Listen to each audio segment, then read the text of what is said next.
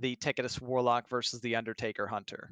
2021 Ticketus Galakrond Warlock deck played by Simba. Going to be here. We saw this previously.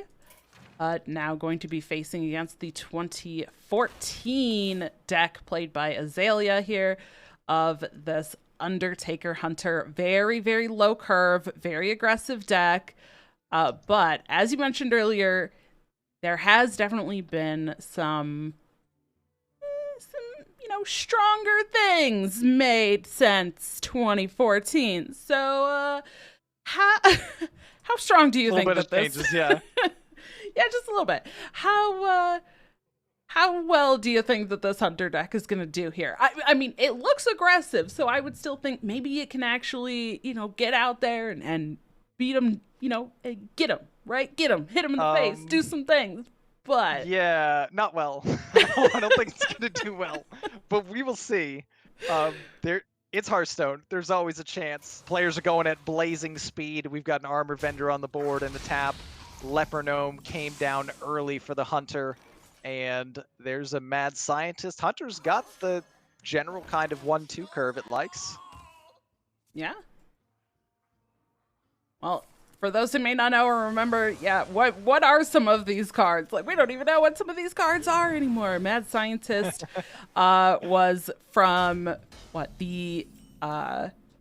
was it even called? Naxxramas, right? And it's kind of interesting looking at some of these because there's the Lothab as well. Sludge Belcher, also from Naxxramas.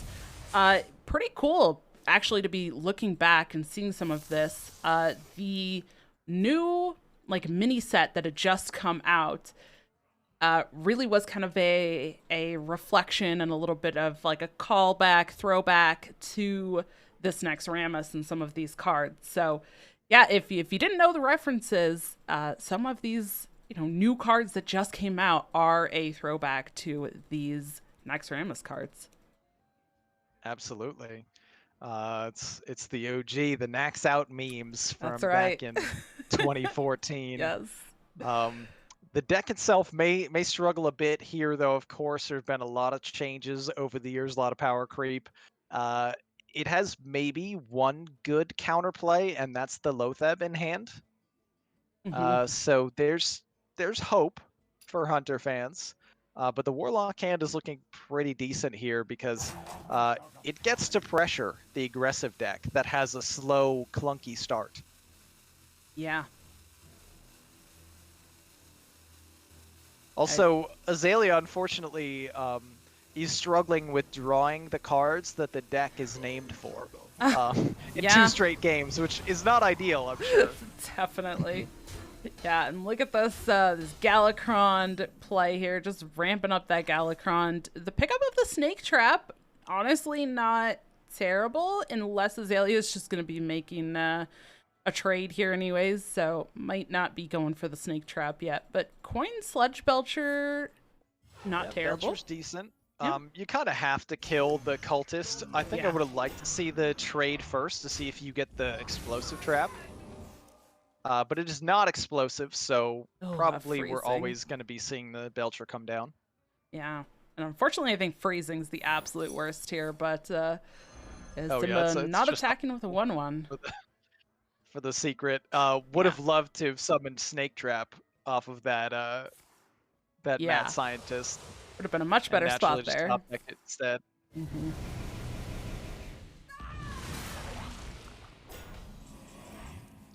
I'm not gonna lie, I forgot the Dark Skies actually hit your own minions too.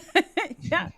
I was like, oh, this is an easy clear. Oh wait, our minions died. Well, that's another one of those power creeps where now the cards being created just hit enemy minions and not really your own. So out comes Lothab, pretty disruptive for this turn. Would definitely be a turn that Simba would have liked to maybe have played one of these spells, and doesn't feel good anymore. Got a non-active Veiled Worshipper. Just a 4-mana 5/4 at the moment.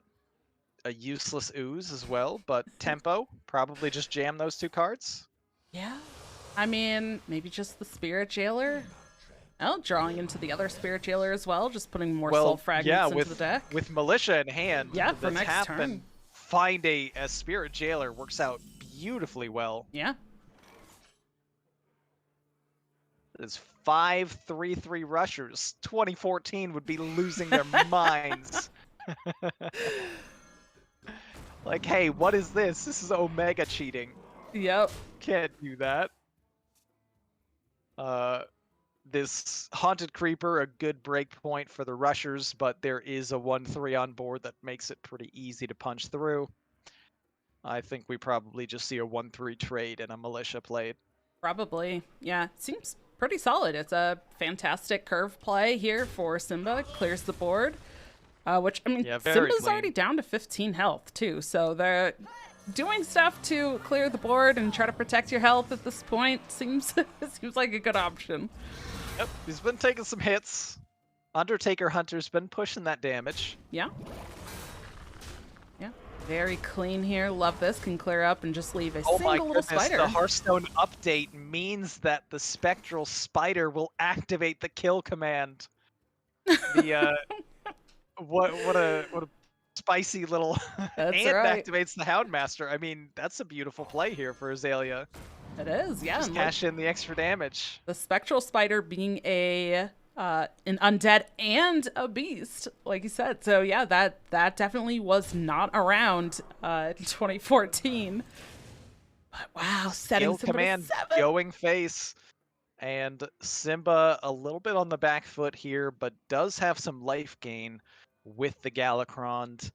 Multiple ways to clear the board as well. Yeah. Against the Hunter, though, I mean, you know that they could have another beast and kill command, so it's very risky to not gain health. Yeah. So I think, yeah, we're just always going to see this Galakrond get played.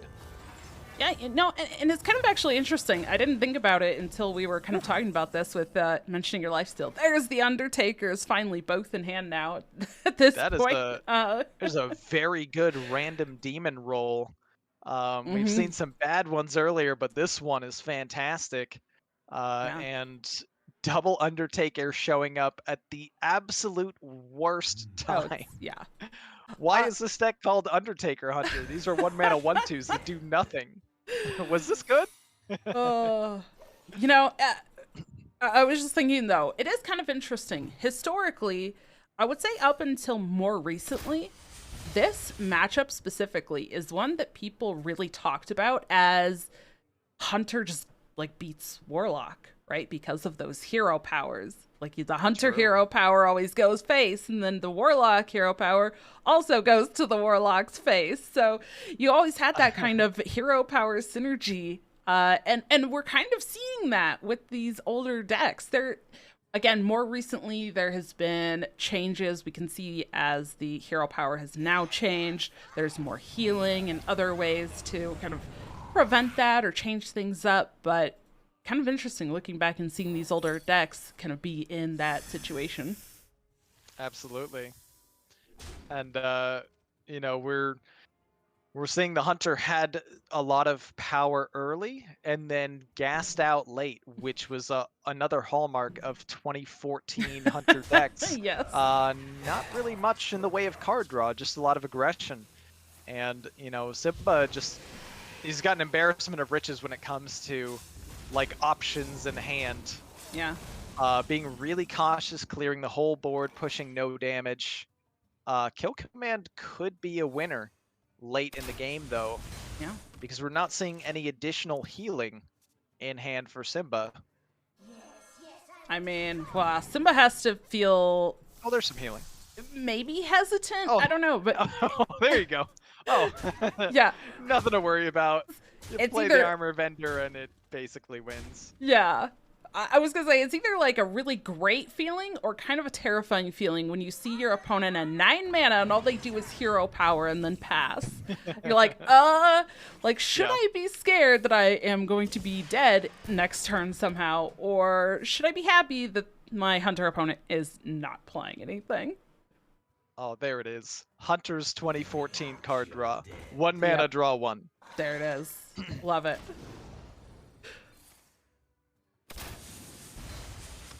So it's looking dire for the deck from 9 years ago, as we kind of expected. I don't see a lethal Yeah. yet, but it's a foregone conclusion. Yeah, this is quite a bit.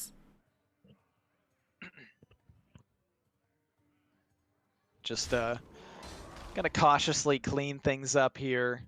Probably want to remove the web spinner. I don't know. Is there any random beast that beats you? Is he going through, like, I don't know, in all of Hearthstone's history? Is there some kind of random beast that could just show up and kill me? A King Crush wouldn't do it, because there's not enough damage that has been taken. Probably just want to play that Shield of Galakrond. Yeah. Oh, I like this. Just taking some power off of the board, playing that taunt. Maybe double shield is the idea. Just trade your 2/1. You don't care about the summons, but double taunt, like, doesn't really ever lose. I mean, I also like just pushing the damage to face too. Yeah, it looks like that's what Simba's going for. I mean, on the other side, you have a taunt now. You're still kind of have this gigantic board. You're threatening your own lethal. There it is. With the adapt. I'm probably not gonna cut it. I don't know. Divine Shield doesn't really do anything either, right? You still die. I mean, adapt could be like the nuts, you know? Look, stealth on your taunt. Stealth the taunt. Yeah. Yeah, unfortunately, some pretty bad options here. I guess health, technically even better than Divine Shield. I love it. Azalea knows it's over. Oh, no. Taunts his taunt. Yeah. Skill command goes to his own face. Oh, no. Oh, the disaster of the 2014 Undertaker Hunter trying to be played in this poor bracket versus a 2021 Galakrond deck. Or is this the 2020? Right, I'm starting to get them all mixed up now. Couldn't bring himself to self-damage here. No. It's like, all right, it's technically not dead on board. But now, it is now. Now it's over. Yeah.